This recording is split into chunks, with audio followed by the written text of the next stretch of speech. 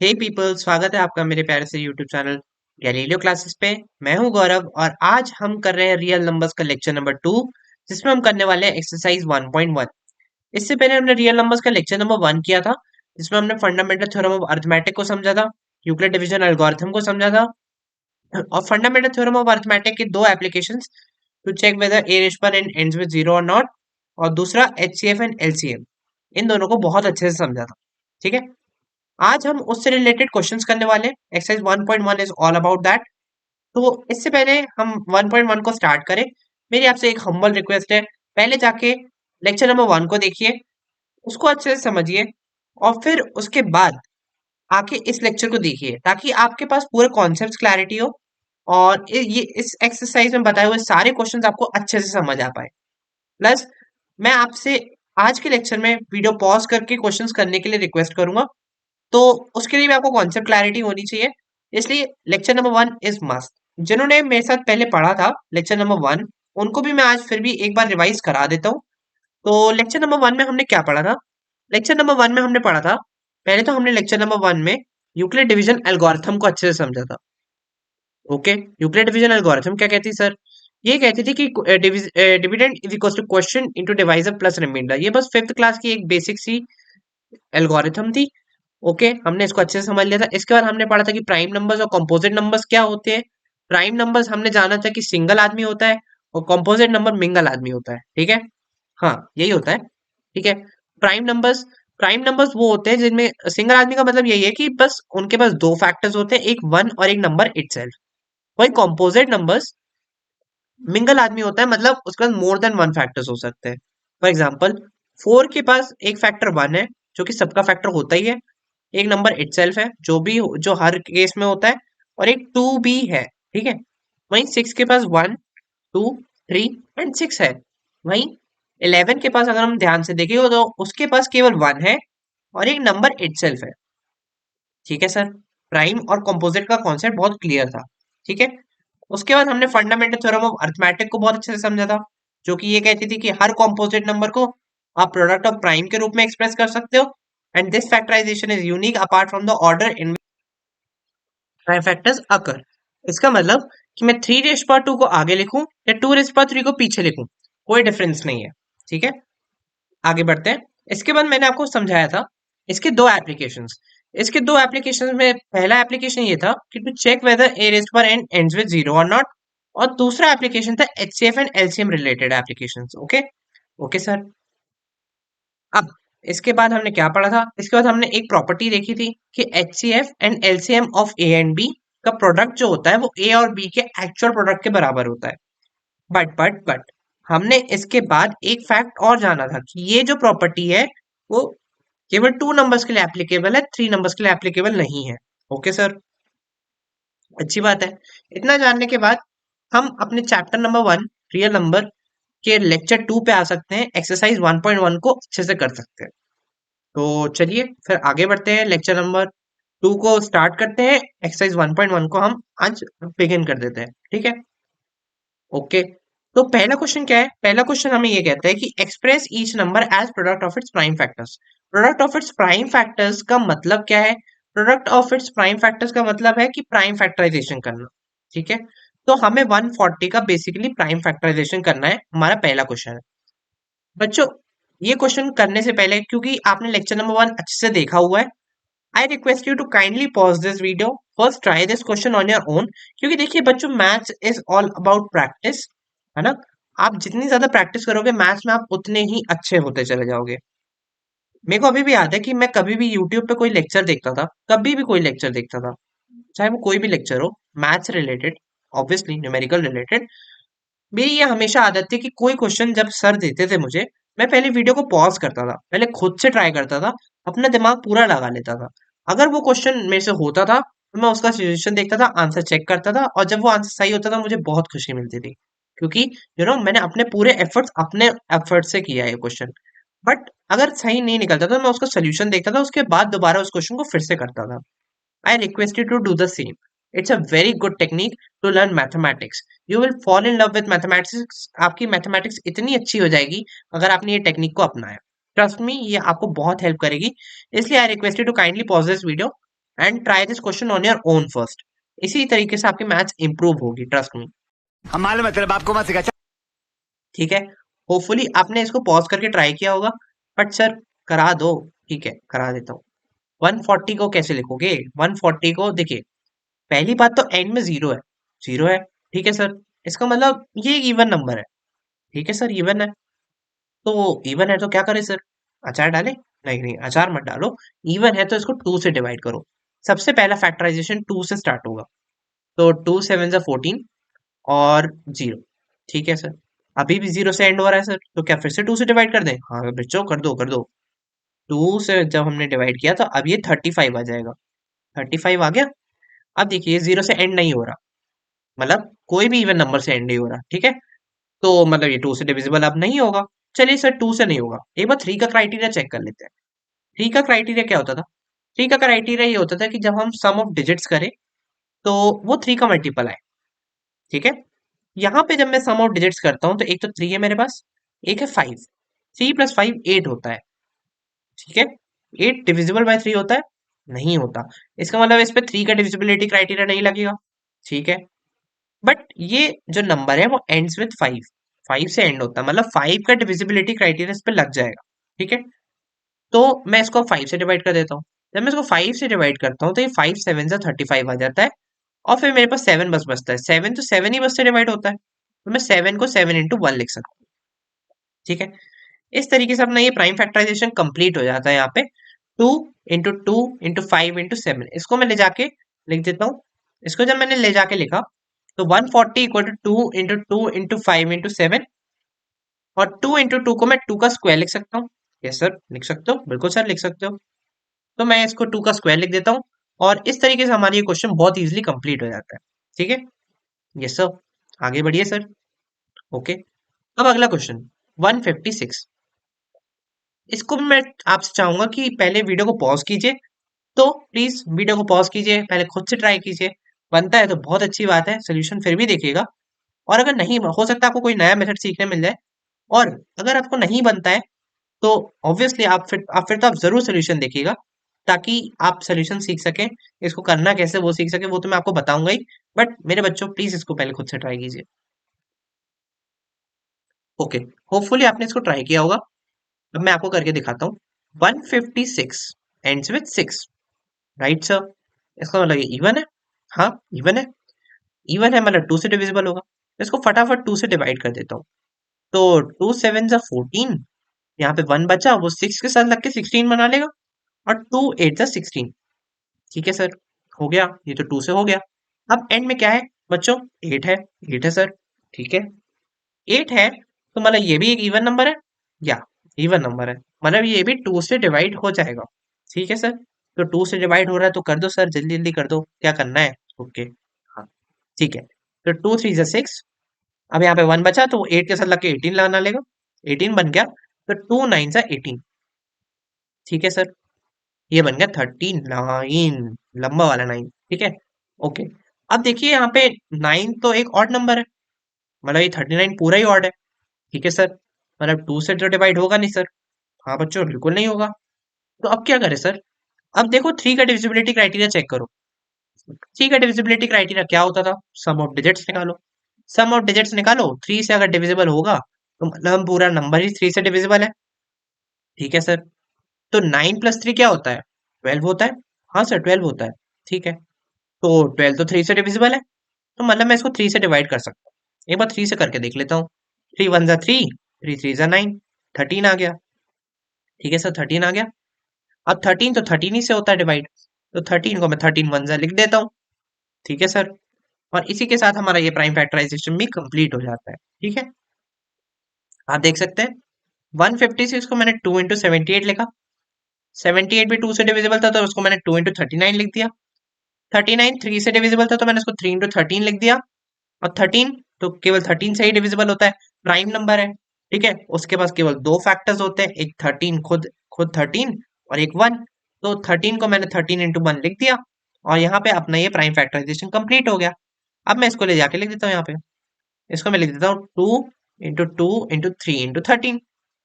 और 2 इंटू 2 को मैं 2 का स्क्वायर लिख सकता हूँ, इंटू 3 इंटू 13। ठीक है, और इसी के साथ ये क्वेश्चन भी हमारा कंप्लीट हो जाता है। आगे बढ़ते हैं। ये क्वेश्चन करने के बाद हमारे पास अगला क्वेश्चन आता है 3825। ओ भाई साहब, ये तो बड़ा सा नंबर आ गया सर। हाँ, ये बड़ा आ गया, अच्छी बात है। डरो मत, मैथ से डरो मत बच्चों, है ना। मैथ्स को सामना करना सीखो। 3825। बच्चों मैथ्स ना डरने वाली चीज नहीं है। जब तक आपको कॉन्सेप्ट पता है तब तक आपको इससे बिल्कुल नहीं डरना चाहिए। आपको डरना तो तब चाहिए कि जब आपके पास कोई कॉन्सेप्ट ना हो उस मैथ्स को सॉल्व करने का।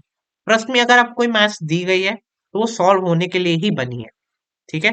आपको कुछ ना कुछ ऐसा आता है कि जिससे ये मैथ सॉल्व हो जाएगी। ठीक है। अब देखिए 3825 को आगे देखते हैं। पहले पॉज कीजिए, खुद से ट्राई कीजिए। नहीं बने तो फिर सोल्यूशन देखिए। Okay. 3825 ends with 5 implies this is not divisible by 2 because it is an odd number। 5 से डिविजिबल मतलब 5 से एंड होता है तो ये एक ऑड नंबर है। ठीक है। मतलब ये 2 से डिवाइड होगा नहीं। अच्छा, अब 3 से इसका डिविजिबिलिटी क्राइटेरिया चेक कर लेते हैं सर। ठीक है, कर लो बच्चों। तो सम ऑफ डिजिट निकालो। 3 प्लस 2 5, 5 प्लस 5 10, 10 प्लस 8 18। 18 3 से तो डिविजिबल है सर। 3 6 18 होता है। तो मतलब सर इसको मैं 3 से डिवाइड कर सकता हूँ। 3 से फटाफट डिवाइड कर देता हूँ। 3 1 3 आ जाएगा। यहाँ पे 8 पे आएंगे तो 3 2 6 आ जाएगा। 2 बचेगा, 22 हो जाएगा। तो 3 7 21 हो जाएगा। और यहाँ पे 1 बचेगा। और ये 3 5 15 हो जाएगा सर। ठीक है, बहुत अच्छी बात है। अब 1275 को देखते हैं वो कैसे होगा। एक बार जरा इस पे भी 3 का क्राइटेरिया चेक कर लेते हैं। 2 प्लस 1 3, 3 प्लस 7 10, 10 प्लस 5 15। हाँ सर, 15 भैया भी तो आते हैं हमारे 3 की टेबल पे। तो 3 से फिर से इसको डिवाइड कर देते हैं बच्चों। ठीक है। ओके। तो 3 4 12 हो जाता है। और 3 2 6 हो जाता है। 1 बचता है तो 15 5 के साथ लग के 15 बना लेता है। और 3 5 15 हो जाता है। क्लियर है? यस सर, क्लियर है, बहुत क्लियर है, आपने जो पढ़ाया है। ठीक है। अब एक बार इस पर 3 का क्राइटेरिया फिर से चेक करते हैं। 4 प्लस 2 6, 6 प्लस 5 11। 11 सर 3 की टेबल में तो नहीं आता। ठीक है, मतलब 3 का क्राइटेरिया यहाँ पे ब्रेक हो जाता है। ठीक है। अब आगे भी ये 3 का क्राइटेरिया हमें चेक करने की कोई नीड नहीं है, क्योंकि आगे भी ये 3 का क्राइटेरिया अब नहीं लगेगा। ठीक है। ओके। 3 नहीं लगा सर, अब क्या 4 का चेक करें। 4 का चेक करने का ये होता है बच्चों की लास्ट की 2 डिजिट अगर 4 से डिविजिबल है तो पूरा नंबर 4 से डिविजिबल है। बट 25 तो 4 की टेबल में नहीं आता। ठीक है। अब 5 चेक करते हैं। देखिए ये जो नंबर है 425 इट एंड्स विद 5। राइट। मतलब ये 5 से डिविजिबल है बच्चों। तो 5 से डिवाइड कर देते हैं। 5 8 40 हो जाता है। यहाँ पे 2 बचता है, 5 के साथ 2 लग जाता है। तो 25 हो जाता है। और 5 5 25 आ जाता है। ठीक है। अब आ जाता है 85। 85 में भी 3 चेक करने की जरूरत नहीं है, 4 चेक करने की जरूरत नहीं है। 5 देखिए 5 से फिर से ही एंड हो रहा है तो 5 से डिविजिबल है। जल्दी से इसको 5 से डिवाइड कर देता हूँ सर मैं। ठीक है, कर दो बेटा। 5 1 5, 3 बचता है, 5 के साथ लगा के 5 7 35 हो जाता है। ठीक है। ओके। अब आ जाता है 17। 17 तो एक प्राइम नंबर है। हाँ जी सर है। तो 17 1 17 लिख दो ना। किसका वेट कर रहे हो, रिया का? रिया का वेट मत करो बेटा, वो तो चली गई। ओ सर, आपने उगती रक में हाथ रख दिया। और हमारा यहाँ पे प्राइम फैक्टराइजेशन आ गया। ठीक है, प्राइम फैक्टराइजेशन आ गया। अब मैं इसको ले जाके लिख दूंगा। 3 into 3 into 5 into 5 into 17। 3 into 3 को मैं लिख सकता हूँ 3 का स्क्वायर। और 5 इंटू 5 को मैं लिख सकता हूँ 5 का स्क्वायर इंटू 17। और इसी के साथ ये अपना प्राइम फैक्टराइजेशन का आंसर आ गया। ये हमारा आंसर है। ठीक है। ओके, आगे बढ़ते हैं। अच्छा, आज के लेक्चर में तो बच्चों आपको होमवर्क भी मिलने वाला है। ठीक है। बिकॉज मैथ्स प्रैक्टिस करना बहुत जरूरी है। और मैं चाहता हूँ कि आप लोग घर पे खाली ना बैठे।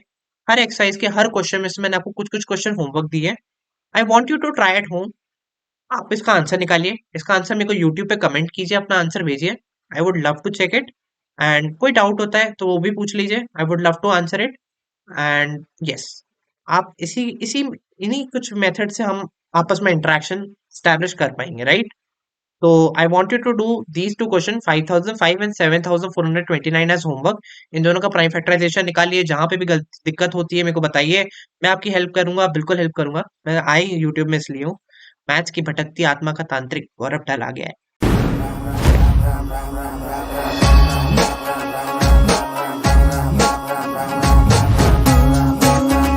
सही बात है। चलो, अब आते हैं अगले क्वेश्चन की ओर। find the LCM and HCF of the following pair of integers and verify that LCM into HCF is equals to product of two numbers. ठीक है, तो क्या बोला इसने? इसने बोला कि पहले तो एलसीएम निकालो, एचसीएफ निकालो, ठीक है। फॉलोइंग पेयर ऑफ इंटीजर्स का कैसे निकलेगा? प्राइम फैक्टराइजेशन मेथड से निकलेगा, जो मैंने पिछले लेक्चर में आपको सिखाया था। इसलिए बोल रहा हूँ कि आप पहले पिछला लेक्चर देख लीजिए अच्छे से, है ना। और फिर उसके बाद verified at LCM into HCF is equals to product of the two numbers. ये भी मैंने आपको पिछले लेक्चर्स में बताया था, ये प्रॉपर्टी के बारे में, कि LCM into HCF is product of two numbers. ठीक है, तो करते एलसीएम और एचसीएफ निकालते हैं, एलसीएम और एचसीएफ को मल्टीप्लाई करते हैं, प्रोडक्ट ऑफ टू नंबर्स में निकालते हैं, फिर चेक करते हैं कि वो दोनों इक्वल आते हैं। वैसे तो वो हमेशा इक्वल आएंगे, अपन उसको वेरीफाई करते हैं। ठीक है, ओके। तो पहले क्वेश्चन पे आते हैं, 26 एंड 91।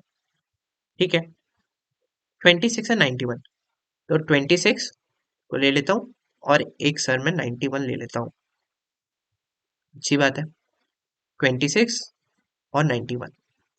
26 देखिए 6 से एंड हो रहा है, मतलब ये इवन नंबर है।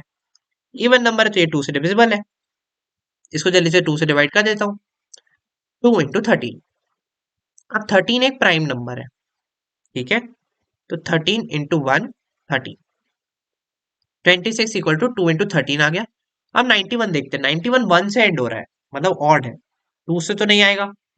अब एक बार 3 का चेक कर लेते हैं, 9 प्लस 1 10 होता है, तो वो 3 से भी नहीं आ रहा है। ठीक है सर, 4 से तो वैसे ही नहीं आ रहा है, 5 से भी नहीं आ रहा है। 6 का चेक कर लेते हैं सर, 6 का तो क्राइटेरिया ये होता है कि 2 से भी होना चाहिए और 3 का भी होना चाहिए क्राइटेरिया। जब दोनों क्राइटेरिया होंगे तो 6 का होगा, बट यहाँ पे 2 का नहीं है तो 6 का भी नहीं हो सकता। ठीक है सर, तो ये है किसका? 7 से करके देखें। ओके, 7 से करके देख लेते हैं सर एक बार। 7 से जब हम इसको करेंगे तो देखिए, 7 1 7, 8 9, 2 बचा और मैंने यहाँ पे 2 लगाया, तो 7 3 से 21 हो गया। ओके, तो यहाँ पे ये 13 आ गया, मतलब ये तो डिवाइड हो गया 7 से। अब 13 को मैं लिख देता हूँ 13 इंटू 1, क्योंकि 13 एक प्राइम नंबर है। ओके, हाँ ओके, ये दोनों का प्राइम फैक्टराइजेशन मैंने कर लिया। अब इसको ले जाके मैं लिख देता हूँ यहाँ पे, ये मैंने यहाँ पे लिख दिया। अब देखिए 26 equal to 2 into 13 and 39 equal to 3 into 13। Okay okay, अब मैंने क्या बोला था? कॉमन निकालो। एचसीएफ के लिए आप कॉमन निकालो और जितनी बार कॉमन आ रहा है उसको बस एक एक बार लिख दो। ठीक है, तो देखिए यहाँ पे कॉमन क्या आया? 13, 13 कॉमन आया। ओके, अब एचसीएफ के लिए जो कॉमन आया उसको बस एक बार ले जाके लिख दो। ठीक है, ये मैंने 13 को लिख दिया। ठीक है, 13 लिख दिया। अब 13 तो मैंने लिख दिया और मेरा एचसीएफ आ गया। एचसीएफ आ गया, अब मेरे को एलसीएम निकालना है। एलसीएम निकालने के लिए क्या करेंगे सर? एलसीएम निकालने के लिए कुछ नहीं बच्चों, पहले तो जो कॉमन आया उसको तो लिख दो। अरे सर आप कहाँ निकल गए थे? हाँ, एलसीएम लिख दो, पहले तो कॉमन जो आया उसको लिख दो। अब जो बचे हैं, जो बचे हैं क्या बचे? 2 और 3, इनको भी ले जाके लिख दो। ठीक है, इनको भी तुम यहाँ पे ले जाके लिख दो, तो हमारे पास एलसीएम आ जाएगा 78। ठीक है, क्लियर है, एचसीएफ और एलसीएम आ गया। अब मैं आपको बोलूंगा कि एचसीएफ और एलसीएम का प्रोडक्ट निकालो और इन दोनों नंबर का भी प्रोडक्ट निकालो, वो दोनों सेम आएंगे। और ये काम मैं नहीं करने वाला हूँ, मेरे को बहुत आलस आ रहा है। ठीक है, मैं चाहता हूँ कि ये क्वेश्चन, ये आप सेकंड पार्ट खुद से करें। एचसीएफ निकाले, एचसीएफ मैंने निकाल दिया, एलसीएम भी मैंने निकाल दिया। इन दोनों को मल्टीप्लाई करो, दोनों नंबर को मल्टीप्लाई करो और फिर देखना कि वो दोनों सेम आ रहे होंगे, क्योंकि ये प्रॉपर्टी यही कहती है, LCM into HCF of two numbers is equal to the product of two numbers, but this is not applicable in three numbers, just remember it always. Okay, ठीक है सर, अगला क्वेश्चन भी करा दो सर। ठीक है, अगला क्वेश्चन मैं कराता हूँ। अगला क्वेश्चन करते हैं। अगला क्वेश्चन क्या है? 510 एंड 92, राइट? 510 एंड 92। ओके, तो 510 लिख देता हूँ फटाफट। सर आपके पास एक ही पेन है क्या? एक ही कलर का पेन यूज करते हो? क्या बात है, गरीबी छाई हुई है क्या? नहीं बच्चों, गरीबी नहीं छाई हुई है, मैं ना थोड़ा भुलक्कड़ हो गया हूँ, तो बस रेड ही यूज करता रह जाता हूँ।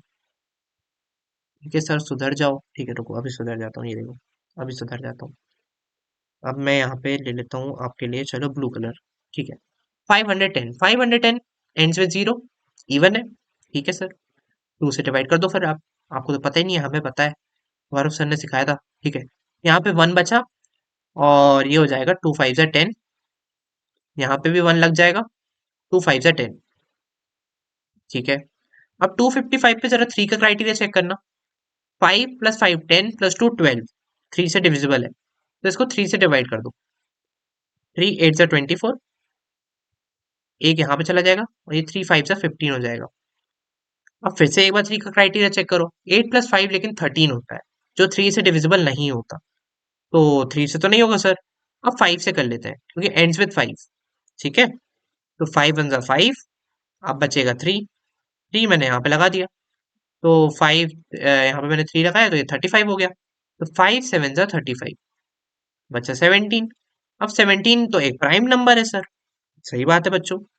प्राइम नंबर कौन होते हैं सर? वही जो आप हो। क्या सिंगल? हाँ, उगती रग में हाथ रख दिया बच्चों। ठीक है, तो 17 को मैं 17 × 1 लिख सकता हूँ। इस तरह से हमारा 510 का प्राइम फैक्टराइजेशन हो जाता है। अब हम 92 का प्राइम फैक्टराइजेशन करते हैं। देखिए, ends with 2 implies it is an even number, right? मतलब ये 2 से डिविजिबल है। तो इसको मैं 4 से मल्टीप्लाई करता हूँ पहले। 2 4 8, 1 बचता है, इसको मैं 2 के आगे 1 लिख देता हूँ तो ये 12 हो जाएगा। और 2 6 12। ठीक है, 46 हो गया। ये भी 2 से डिविजिबल है, इसको 2 से डिवाइड कर दो। तो ठीक है सर, कर देते हैं, आप जैसा बोलो। 2 2 4 और 2 3 6। ठीक है सर, 23 आ गया। अब 23 एक प्राइम नंबर है। प्राइम नंबर मतलब वही सर। हाँ हाँ, ठीक है, समझ गया। ठीक है, 23 एक प्राइम नंबर है, तो 23 × 1 लिख दो। ठीक है, ओके। इस तरीके से हमने इन दोनों के प्राइम फैक्टराइजेशन कर लिया। अब आगे बढ़ते हैं। जब हमने इनका प्राइम फैक्टराइजेशन किया तो देखिए, 510 का तो ये आ गया 2 × 3 × 5 × 17, है ना? जो मैंने यहाँ पे निकाला था, यहाँ पे मैंने वही निकाला था। और 92 का आ गया 2 × 2 × 23, जो मैंने यहाँ पे निकाला। ठीक है, अब क्या करना है सर? एचसीएफ के लिए कॉमन निकालो। निकालो निकालो निकालो निकालो निकालो। 2 कॉमन आया, बस एक 2 ही कॉमन आएगा, तो हमारा एचसीएफ तो 2 आ जाएगा। अब एलसीएम के लिए क्या करेंगे सर? एलसीएम बच्चों, मैंने लास्ट लेक्चर में मैंने आपको बताया था कि पहले कॉमन लिखो एक एक बार, उसका जो जो बच जाता है उसको सबको लिख दो। ठीक है, तो यहाँ पे एलसीएम के लिए 2 तो आपने लिखा। अब देखिए, 3 × 5 × 17 ये लिखा, और 2 × 23 ये लिखा। और फिर इसके बाद हमारा आंसर कैसे आएगा? इन सबको मल्टीप्लाई कर लो, तो 23,460 हमारा आंसर आ जाएगा। ठीक है, अब अगला क्वेश्चन है 336 and 54। This I want you to do as homework. इसको सॉल्व कीजिए, एलसीएम निकालिए, एचसीएफ निकालिए, है ना? और इसको सॉल्व कीजिए, एलसीएम निकालिए, एचसीएफ निकालिए, और मेरे को बताइए कि क्या आपका एलसीएम आया, क्या एचसीएफ आया, कमेंट बॉक्स में। और LCM into HCF equal to product of two numbers करके इसको वेरीफाई भी कर लीजिएगा। ठीक है, ये हमारा होमवर्क है। ओके, और प्लस आई वांट यू कि 510 एंड 92 का भी आप वेरिफिकेशन बताइएगा कि आपका आया कि नहीं, product of two numbers equal to LCM into HCF आया कि नहीं। ओके, ठीक है बच्चों, आगे बढ़ते हैं। अगला क्वेश्चन, अगला क्वेश्चन ये कहता है कि find the LCM and HCF of the following integers by applying the prime factorisation method. ठीक है, मतलब मेरे को इन तीनों का एलसीएम और एचसीएफ निकालना है, बट प्राइम फैक्टराइजेशन मेथड से। ठीक है, ओके, 3 नंबर है हमारे पास। एक 12 15 एंड 21, 17 23 एंड 29, और 8 9 एंड 25। खुश हो जाओ बच्चों, आपके लिए होमवर्क है। सर ये खुशी की बात नहीं है सर, ये तो गम की बात है। कोई बात नहीं बच्चों, आप जितना ज्यादा प्रैक्टिस करेंगे उतना ज्यादा आपका मैथमेटिक्स अच्छा होता चला जाएगा। ये आपका होमवर्क है, इसको सॉल्व कीजिएगा। बाकी दो मैं आपको करके दिखा रहा हूँ, आपको कोई भी डाउट होता है मेरे को पूछ लीजिएगा। ठीक है, पहला क्वेश्चन 12 15 एंड 21। तो find the LCM and HCF. तो कुछ नहीं, हमें पहले 12 का प्राइम फैक्टराइजेशन करना है। 12 का पहले प्राइम फैक्टराइजेशन करेंगे, तो 12 का जब हम प्राइम फैक्टराइजेशन करेंगे तो क्या आएगा? तो पहले तो 2 से डिवाइड हो जाएगा, क्योंकि ये बीच ends with an even number. Okay, ends with 2 4 6 and 8, therefore it is an even number. Okay, and therefore it is divisible by 2। 6 को मैं लिख सकता हूँ 2 × 3। ठीक है सर, लिख दिया। और 3 को मैं लिख सकता हूँ 3 × 1। ये मेरा 12 का लिख दिया। अब 15 है ना, 15 के लिए मैं क्या लिखूंगा? 15 के लिए मैं लिखूंगा, पहली बात तो ये 2 से डिविजिबल नहीं है, क्योंकि ये ऑड नंबर है। अब एक बार 3 का क्राइटेरिया चेक कर लेते हैं। 1 + 5 6 होता है, मतलब ये 3 से डिविजिबल है। और हाँ सर, 3 5 से 15 होता ही है। ठीक है बच्चों, तुमने बोला, मैंने लिख दिया। 5 को क्या लिख सकते हो? 5 × 1, तो ये 3 × 5 आ गया। और 21 का प्राइम फैक्टराइजेशन करना जरा। 21 का प्राइम फैक्टराइजेशन क्या होता था? पहली बात तो ये 3 से हो जाएगा, 3 7 21, ये तो डायरेक्ट दिख जाएगा आपको। आपको सोचने की ज्यादा जरूरत नहीं है। देखिए जहां पे आपको समझ नहीं आ रहा कि किससे डिवाइड करूं, वहां पे सोचिए। लेकिन जहां पे आपको डायरेक्ट दिख रहा है वहां पे ज्यादा दिमाग मत लगाइए, जल्दी जल्दी कर दीजिए बस। ठीक है, तो इस प्रकार से मैंने इसको लिखा। अब मैंने 12 को लिख दिया 2 इंटू 3, यहाँ से कॉपी करके। 15 को लिख दिया 3 इंटू 5, और 21 को लिख दिया 3 इंटू 7। अब कॉमन निकालो। ठीक है, ये 3 कॉमन निकलेगा, 3 कॉमन निकला। और कुछ भी कॉमन निकल रहा है क्या? नहीं ना। तो HCF तो हमारा 3 आ गया। अब एलसीएम कैसे निकलेगा?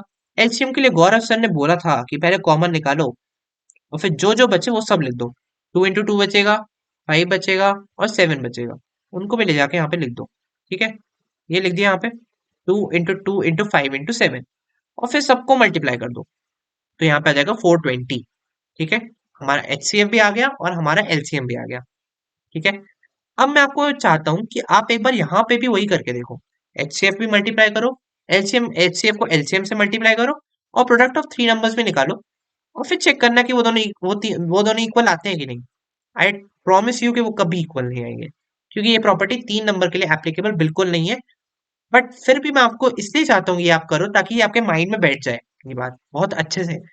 देखिए कई बार ना एग्जाम्पल्स आपके माइंड में बैठ जाते हैं। भले ही आपको जो पढ़ाया जाए वो बैठता नहीं है, बट जो आप अपने हाथ से एग्जाम्पल्स करते हैं ना, वो आपके माइंड में बैठते चले जाते हैं। I want you to do this. आप एक बार निकाल के देखिए, ताकि आपको हमेशा के लिए याद रह जाए कि ये कभी नहीं होता। ठीक है, अगले क्वेश्चन की ओर बढ़ते हैं। सर आप बहुत बड़बड़ाते हो सर। ठीक है, ठीक है, ठीक है, कोई बात नहीं बच्चों। ओके, अब देखिए 17, 23 एंड 29। आप ये नोटिस कर सकते हैं तीनों प्राइम नंबर है। हाँ सर, तीनों प्राइम नंबर है सर। तीनों ही सिंगल है, तीनों ही के पास नहीं है बंदी। ठीक है, ओके। तो 17, 17, अब ये तीनों प्राइम नंबर है, मतलब इनके पास केवल दो फैक्टर्स हैं, एक तो ये नंबर खुद, एक 1। ठीक है, तो इसको मेरे को ज्यादा दिमाग लगाने की जरूरत नहीं, मैं इनको डायरेक्ट लिख सकता हूँ। 17 को मैं लिख सकता हूँ 1 इंटू 17, 23 को मैं लिख सकता हूँ 1 इंटू 23, और सर यहाँ पे 29 आना चाहिए ना सर। सर सस्ते नशे करते हो आप भी। 29 = 1 इंटू 29। अब एच सी एफ के लिए गौरव सर ने बोला था कॉमन निकाल लेना। ठीक है भाई, निकाल लिया हमने कॉमन, और उसको बस एक बार लिख देना ले जाके। ठीक है, और एलसीएम के लिए गौरव सर ने बोला था कॉमन तो लिख ही देना। यहाँ पे 1 लिखा ही नहीं, क्योंकि उसकी कोई औकात है नहीं। ठीक है, 17 लिख दिया, 23 लिख दिया, और 29 लिख दिया, है ना, दोनों को ले जाके यहाँ पे लिख दिया। ठीक है, और फिर इन सबको मल्टीप्लाई कर दो, और जो भी नंबर आता है वो हमारा एलसीएम हो गया। क्या है यहाँ पे? 11,339। और हमने यहाँ पे इसका भी एचसीएफ और एलसीएम बहुत इजीली निकाल लिया। अब अगला क्वेश्चन है 8 9 and 25। This I want you to do as homework. खुद से ट्राई कीजिए, यूट्यूब पे आंसर कमेंट कीजिए। I would love to check your answers, और कोई डाउट हो तो जरूर पूछ लीजिए। ठीक है, ओके, चलिए सर आगे बढ़िए। ओके, अगला क्वेश्चन हमारे पास आता है। Given that HCF of 306 and 657, इसका मतलब ये होता है कि HCF of 306 and 657 is 9। Find the LCM of 306 and 657। ठीक है, अब हम इसको दो तरीके से कर सकते हैं। एक तो वही कि हम प्राइम फैक्टराइजेशन से जाए, 306 और 657 का हम प्राइम फैक्टराइजेशन निकालें, जो कि यहाँ पे बहुत टफ हो जाएगा। देखिए 657 हमें फैक्टर्स ही नहीं समझ आएंगे कि हम इसको किससे डिवाइड करें। देखिए एंड्स विद 7 बहुत टफ हो जाता है। ठीक है, निकालना कि हम इसको किससे डिवाइड करें। ठीक है, आप सोच में पड़ जाएंगे कि इसको किससे डिवाइड करें। ये फंस जाएंगे, मतलब बहुत, या तो हो जाएंगे। आई डोंट से कि ये नहीं होंगे, हो जाएंगे। प्राइम फैक्टराइजेशन मेथड से भी हो जाएगा LCM, but it will get very lengthy. ठीक है, I want you to realise कि यहाँ पे हमें वो प्रॉपर्टी यूज करनी है जो हमने पिछले लेक्चर में पढ़ी। हमने पिछले लेक्चर में क्या प्रॉपर्टी पढ़ी?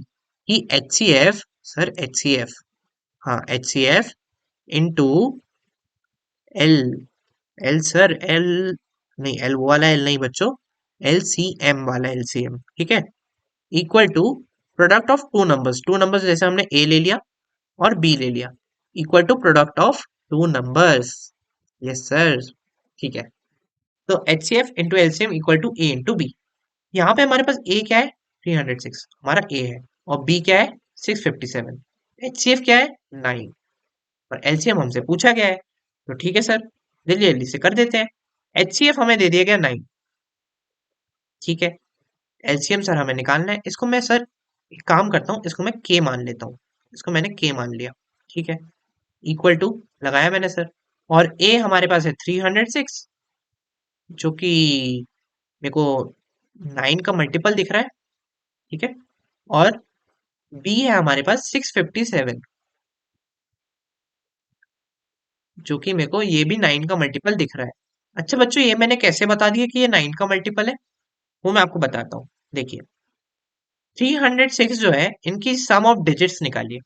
इसका ना सम ऑफ डिजिट्स निकालिए, 3 का ऐड कीजिए, 0 और 6 को, तीनों को ऐड कीजिए, तो आएगा मेरे पास 9। 9 9 की टेबल में आता है, इसलिए 9 से डिविजिबल है। जैसे 3 का क्राइटेरिया होता था कि सम ऑफ डिजिट्स निकाला, 3 की टेबल पे आता है, तो 3 से डिविजिबल हो गया। वैसे ही 306 की डिजिट्स का सम निकालिए। जैसे ही आप इनका सम निकालेंगे, ये 9 आ जाएगा। 9 9 की टेबल में आता है, इसका मतलब ये 9 से डिविजिबल है बच्चों। ठीक है, ओके सर। वैसे ही 657 को भी चेक कीजिए। वैसे ही 657 को चेक कीजिए। 657 की डिजिट्स का जब आप सम निकालेंगे, तो आपको मिलेगा 6 प्लस 5 प्लस 7, जो कि होता है 18। 18 भी 9 की टेबल में आता है, इसलिए ये भी 9 से डिविजिबल है। ठीक है, ये दोनों ही 9 से डिविजिबल है, और यहाँ पे भी हमारे पास 9 है, तो कट तो जाएगा ये। तो जल्दी जल्दी सर काट दो। काटा तो मेरा था। क्या? कुछ नहीं बच्चों, बैंगन। दोपहर में बैंगन की सब्जी बनी थी, वही बैंगन काटे थे। ठीक है सर, हम समझते हैं आप सारी डबल मीनिंग बातें कर लेते हो। ठीक है, 306 इंटू 657 डिवाइड बाई 9। ठीक है, 9 से ही काट देता हूँ मैं। क्या काट दूँ? यही काट देता हूँ, चलो। 9 7 से 63। ठीक है, 2 बचा 27, तो 9 3 से 27। अब आ जाता है मेरे पास 306 इंटू 73।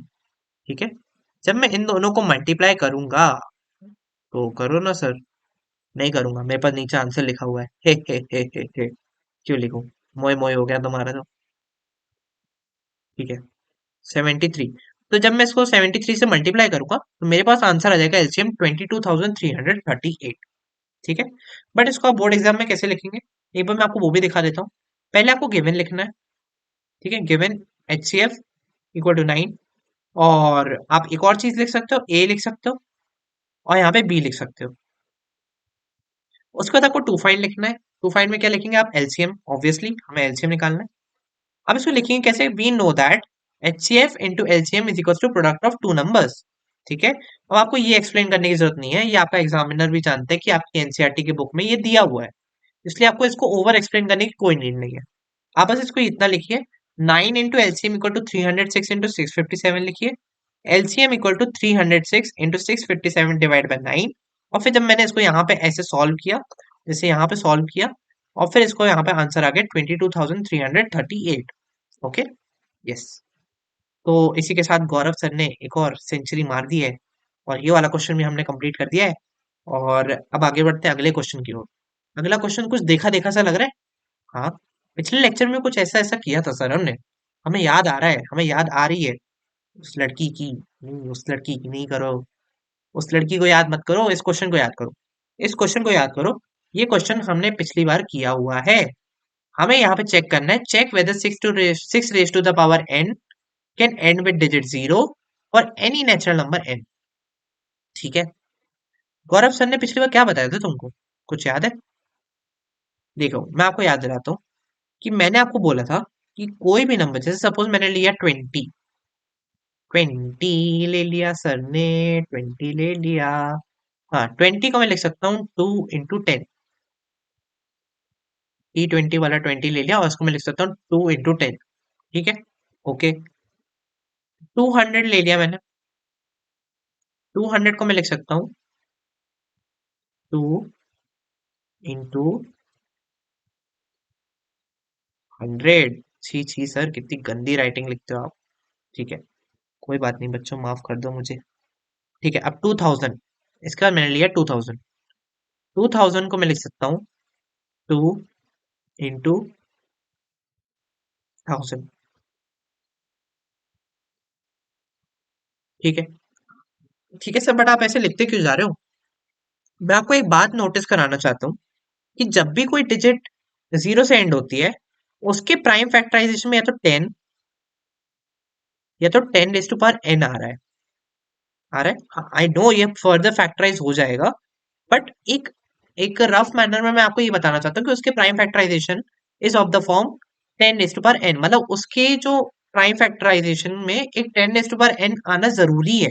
उसके अलावा भी आ सकते हैं, 3 आ सकता है, 2 आ सकता है, 7 आ सकता है, आई अग्री। उसके अलावा भी आ सकता है, बट उसके प्राइम फैक्टराइजेशन में 10 आना जरूरी है। ओके, अब 10 को मैं लिख सकता हूँ 2 into 5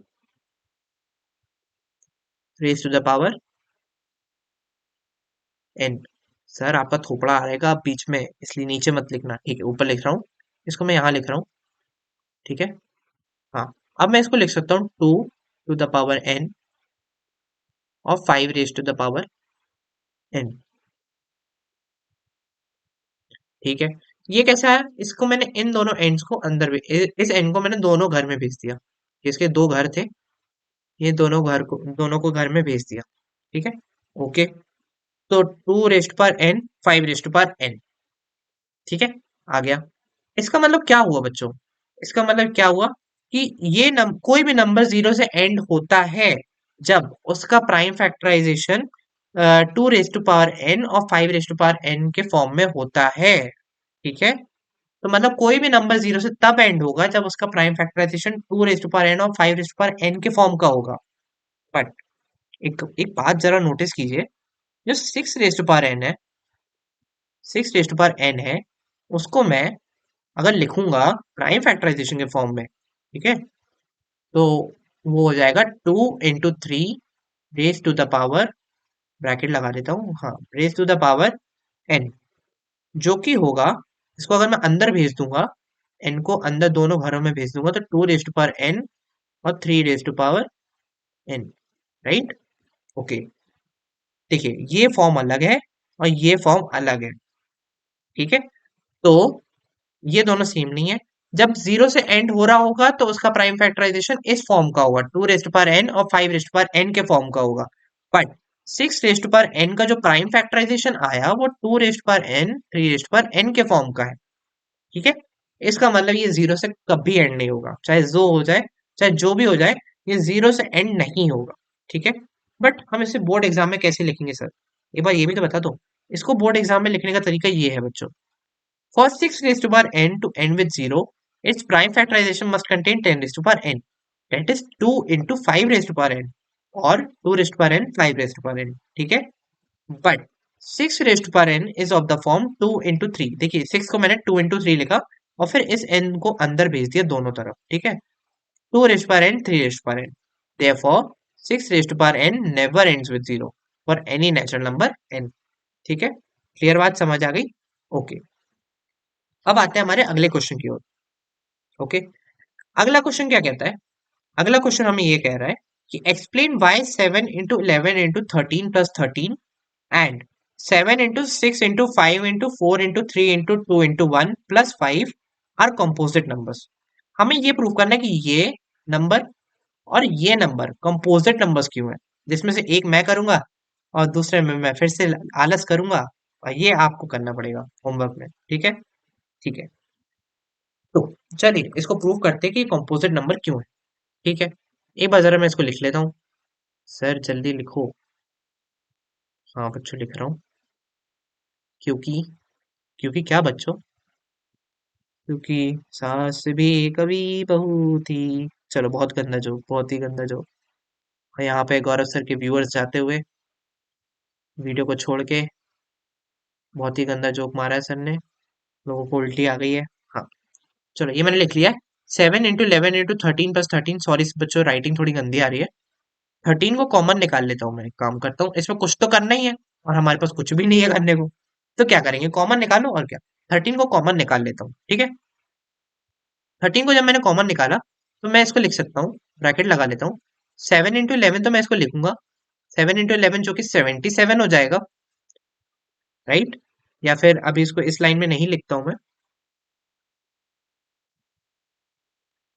इस 7 into 11, मेरे छोटे छोटे बच्चे भूल समझ नहीं पाएंगे, इसलिए 7 into 11 मैंने इसको लिखा और +1, राइट। इसको मैंने ऐसे लिख दिया। ठीक है, यस। अब अब मैं क्या करूं, इसको सॉल्व करते हैं, कुछ और तो है नहीं हमारे पास करने को, है ना। तो इसको सॉल्व करते हैं। इसको 13 को ऐसे ही लिख देते हैं। ठीक है, और 7 × 11 को 77 लिखते हैं फटाफट, और +1 78 लिखते हैं। 77, है ना, और फिर अगली लाइन में हम इसको 78 लिख देंगे, कोई बात नहीं। अरे सॉरी, यहाँ पे ये नहीं आएगा।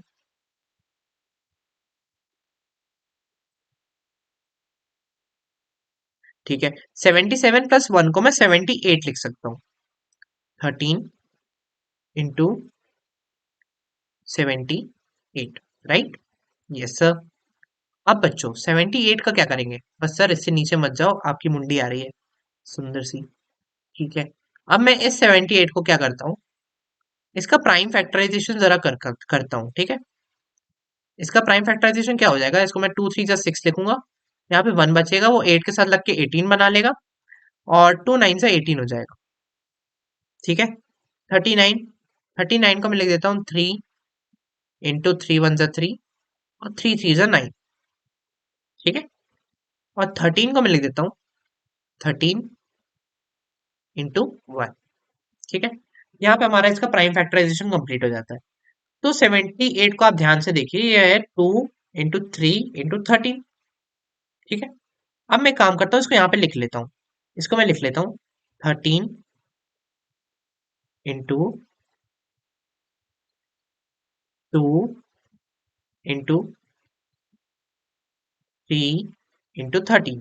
ठीक है, अब ये जो दो 13 है, इनको मैं साथ में लिख के 13 स्क्वायर भी लिख सकता हूँ, है ना। लिख लेता हूँ जल्दी जल्दी, 13 का स्क्वायर, है ना, × 2 × 3। ठीक है, ये लिख लिया मैंने फटाफट।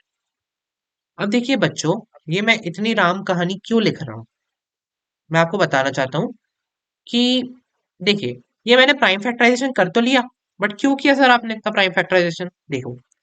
अब आप ध्यान से देखो, ये 2 3 और 13 तीनों प्राइम नंबर्स है।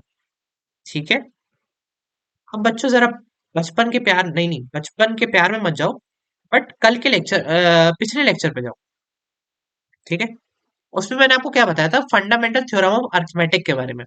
वो क्या कहती थी, every composite number can be expressed as the product of prime. मतलब हर कंपोजिट नंबर को आप प्रोडक्ट ऑफ प्राइम के रूप में लिख सकते हो।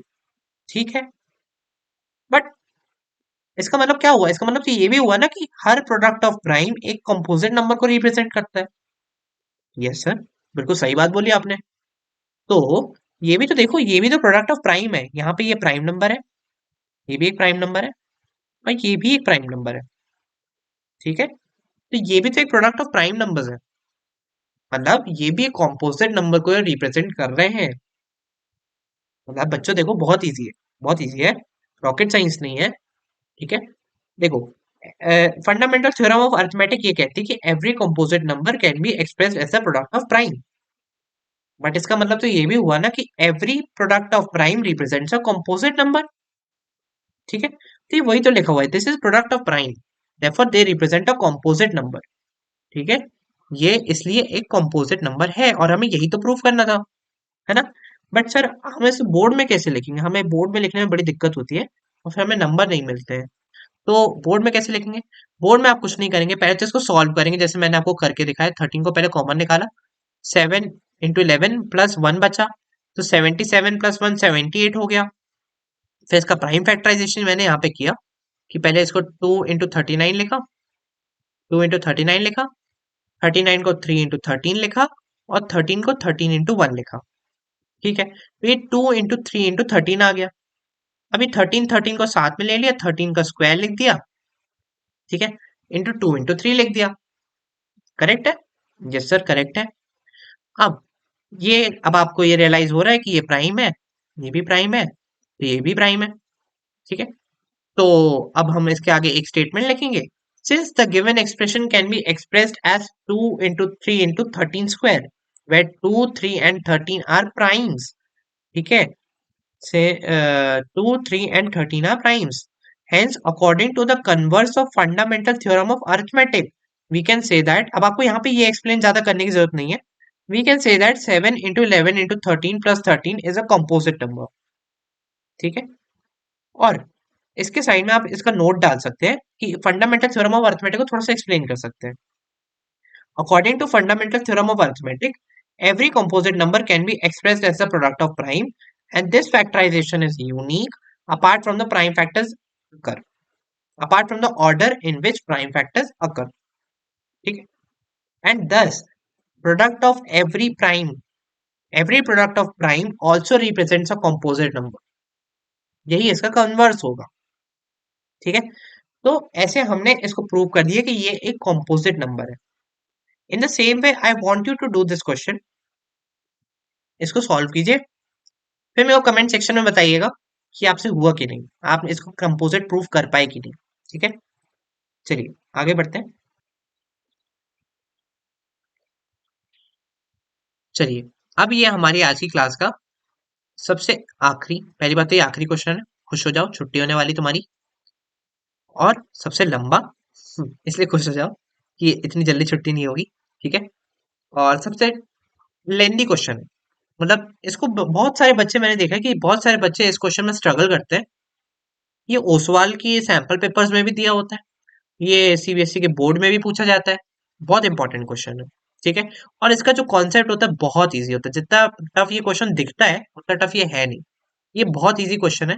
कई बार ये एमसीक्यूज कई सारी एग्जाम्स में भी पूछ लिया जाता है, मतलब अपार्ट फ्रॉम बोर्ड एग्जाम्स। जैसे बहुत सारे एग्जाम्स में, ओलंपियाड्स में भी कभी कभी पूछ लेते हैं छोटे लेवल पे। बट ये अच्छा क्वेश्चन है। इस क्वेश्चन को करना कैसे मैं आपको बताता हूँ, पहले मैं आपको क्वेश्चन एक्सप्लेन करता हूँ। क्वेश्चन ये कहता है कि there is a circular path around a sports field. Sonia takes 18 minutes to drive one round of the field, while Ravi takes 12 minutes for the same. Suppose they both start at the same point at the same time and go in the same direction. After how many minutes will they meet again at the starting point? ठीक है। तो ये question ये कह रहा है कि हमारी जो सोनिया सोनिया दीदी है, और हमारे साथ एक रवि सर है। रवि सर हमारी कोचिंग में पढ़ाते थे, मुझे अच्छे से याद है। रवि सर बहुत अच्छे थे। और यहाँ पे एक सोनिया मैडम है। ठीक है। तो ये सोनिया मैडम और रवि सर एक दिन वॉकिंग करने आए दोनों साथ में। ठीक है। तो सोनिया दीदी को 18 मिनट लगते हैं, सोनिया मैम को 18 मिनट्स लगते हैं, और रवि सर को 12 मिनट्स लगते हैं। मतलब फास्ट कौन है, रवि सर फास्ट है क्योंकि उनको कम टाइम लग रहा है। सोनिया मैम थोड़ी स्लो है। ठीक है। तो सोनिया मैम को 18 मिनट लगते हैं और रवि सर को 12 मिनट्स लगते हैं। ठीक है। Suppose they both start at the same point, ये दोनों सपोज यहाँ से ही स्टार्ट करते हैं दोनों। ठीक है। यहाँ पे ये फ्लैग लगा हुआ है, सपोज ये दोनों यहाँ से स्टार्ट करते हैं। ठीक है। Eight the same time suppose मैं इस टाइम को ले लेता हूँ t = 0। ओके। इस टाइम को मैंने लिया t = 0। ठीक है। And go in the same direction मतलब दोनों ही सपोज या तो एंटी क्लॉकवाइज जाएंगे या तो क्लॉकवाइज जाएंगे। ऐसा नहीं होगा कि सोनिया एंटी क्लॉकवाइज जा रही है और रवि सर जी क्लॉकवाइज जा रहे हैं। ठीक है। सोनिया मैम और रवि सर साथ में चलेंगे एक ही साइड में। ठीक है। या तो एंटी क्लॉकवाइज या तो क्लॉकवाइज। ओके। ओके। अब हमसे क्या पूछा गया, and go in the same direction. After how many minutes will they meet again at the starting point. ठीक है। कितने मिनट बाद ये दोबारा स्टार्टिंग पॉइंट पे मिलेंगे। ठीक है। ओके। स्टार्टिंग पॉइंट पे मिलेंगे दोबारा, मतलब कितने, आप लोग ये बोल सकते हैं कि ये राउंड कंप्लीट कर लेंगे, राइट। हाँ। ठीक है। सही है। अब मैं आपको एक चीज जरा बात थोड़ा ध्यान से सुनिएगा, ये क्वेश्चन अच्छा है।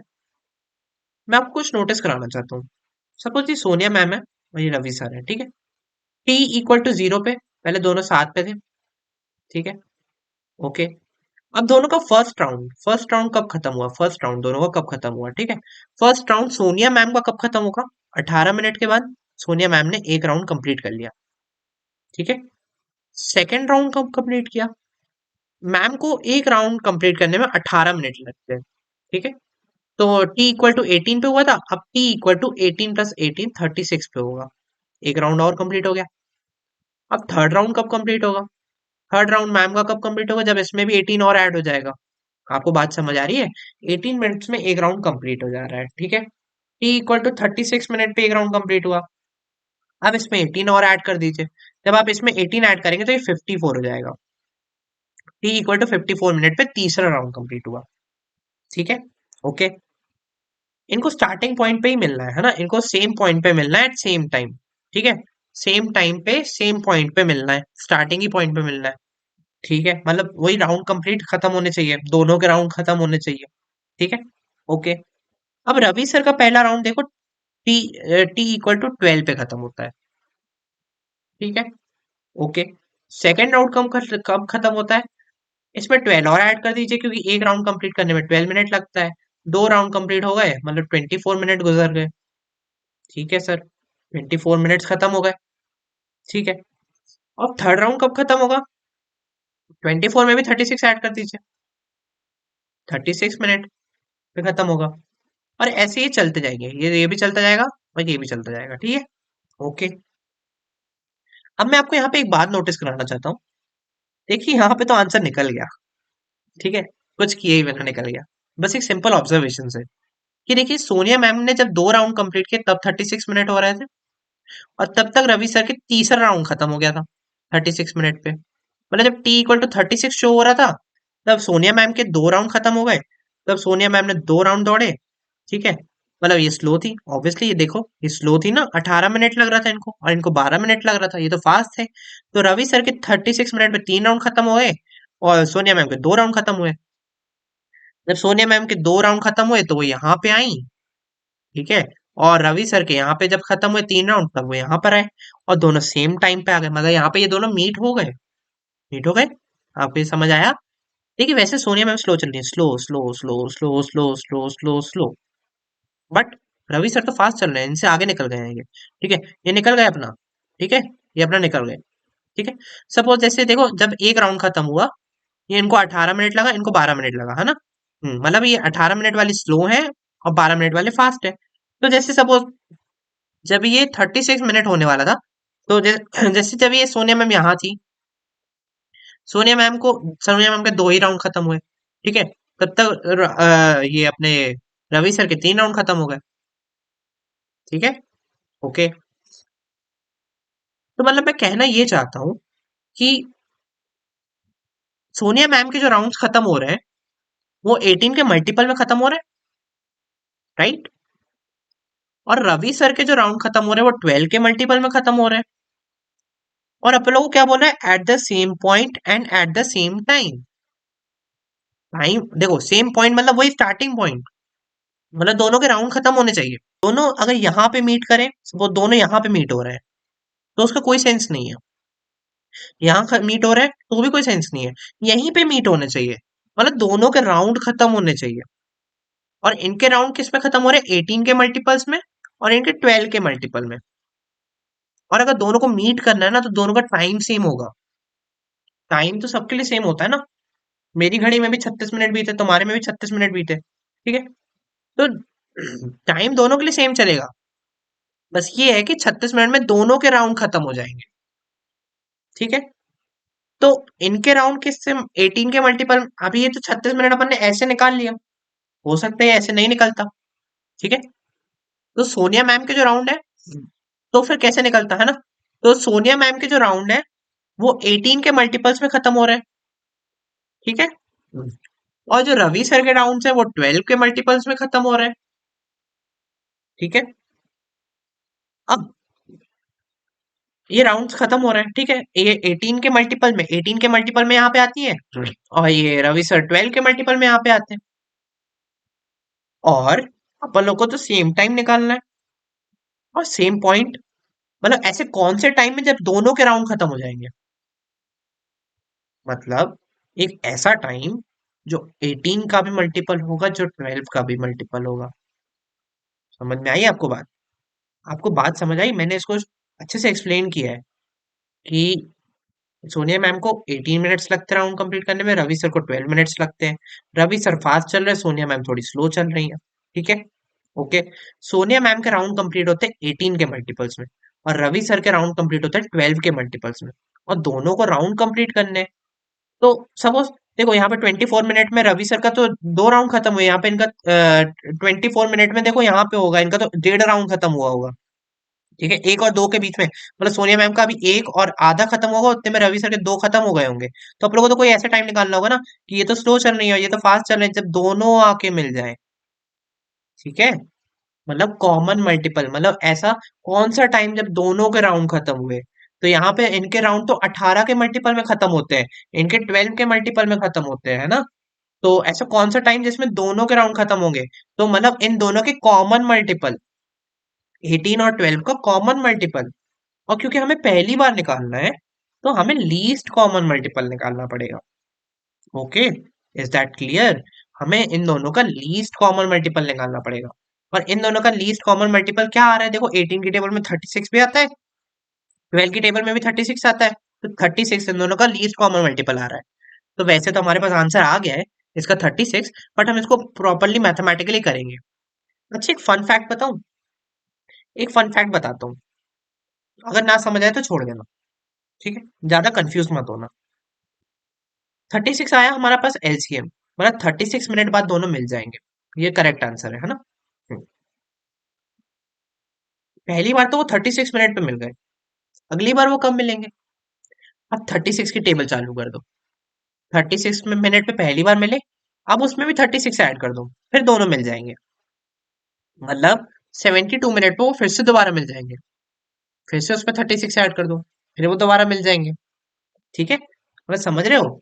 This is the beauty of mathematics. Okay, समझ आया तो अच्छी बात है, नहीं तो जाने दो, फ्री के एडवाइसेस जाने दो। ठीक है, ओके। तो ये 36 36, अब मैं बताता हूँ कि इसको मैथमेटिकली कैसे करेंगे। ठीक है, मैथमेटिकली कुछ नहीं, हमें 18 और 12 का एलसीएम निकालना पड़ेगा। ठीक है, तो वो मैं आपको करके दिखाता हूँ, पहले मैं इसको इरेज करता हूँ और आपको दिखाता हूँ लिखना कैसे है पहले बोर्ड पे। पहले तो हम गिवन लिखेंगे, Ravi takes 12 minutes and Sonia takes 18 minutes to complete 1 round, और they both start at the same point and at the same time. ठीक है, अब टू फाइंड क्या है, after how many minutes they meet again. ठीक है, ओके। अब इसको सोल्यूशन देखते हैं। देखो, both Sonia and Ravi be at the same point at same time for the time which is multiple of both 18 and 12। वो दोनों सेम पॉइंट और सेम टाइम, जो पॉइंट क्या है, स्टार्टिंग पॉइंट, मतलब वो दोनों सेम पॉइंट और सेम टाइम, मतलब वो दोनों साथ में राउंड तब कंप्लीट करेंगे जब उस टाइम पे जो 18 का भी मल्टीपल हो और जो 12 का भी मल्टीपल हो। समझ रहे हो आप लोग। And since we are tracking this for the first time, they both meet again at the same point and at the same time. We have to find the LCM of 12 and 18. Common multiple वो meet कर रहे हैं, but हमें पहली बार निकालना है, तो हमें लीस्ट कॉमन मल्टीपल निकालना है 12 और 18 का। ठीक है, तो हम 12 और 18 का लीस्ट कॉमन मल्टीपल निकालने चलेंगे। तो 12 का पहले हम प्राइम फैक्टराइजेशन करेंगे, 12 का जब हम प्राइम फैक्टराइजेशन करेंगे तो क्या आएगा, 2 इंटू 6 ये किया, क्योंकि ये इवन था तो 2 से डिवाइड हो गया, और फिर 2 इंटू 3 हुआ। ठीक है, क्योंकि 6 भी एक इवन नंबर था, और फिर 3 को तो हम 3 इंटू 1 लिख ही देते हैं। ठीक है, तो ये हो गया 2 इंटू 2 इंटू 3, है ना, यहाँ पे आ गया, ये देखो, ये आ गया 2 इंटू 2 इंटू 3। ठीक है, अब 18 का निकालते हैं, 18 का निकाल लेते हैं एक बार। 18 का जब हम निकालेंगे तो ये भी इवन है, तो 2 से तो हो ही जाएगा, 2 इंटू 9, और फिर 9 को हम लिख सकते हैं 3 इंटू 3, और फिर 3 को हम लिख सकते हैं 3 इंटू 1। तो इसको मैंने लिख दिया 2 इंटू 3 इंटू 3। सर, अब तो कलर चेंज कर लो, पूरी पूरे लेक्चर में आपने एक ही कलर से पढ़ा दिया, है ना। अब देखो, एलसीएम निकालना है हमें। एलसीएम के लिए गौरव सर ने बोला था पहले तो कॉमन छाट लो, छाट लो, छाट लो, कॉमन छाट लो। कॉमन को एक एक बार लिख दो पहले, है ना, 2 को लिख दिया, अरे सर कहाँ निकल गए आप, और फिर 3 को लिख दिया। ठीक है, अब जो जो बचे उनको भी उठा के लिख दो, यहाँ पे 2 इंटू 3 भी लिख दो। अब देखो आंसर क्या आया, 6 इंटू 6, 36, जो हमने वहां से भी निकाल लिया था, प्रैक्टिकली निकाला था हमने, सोचिए, है ना, है ना।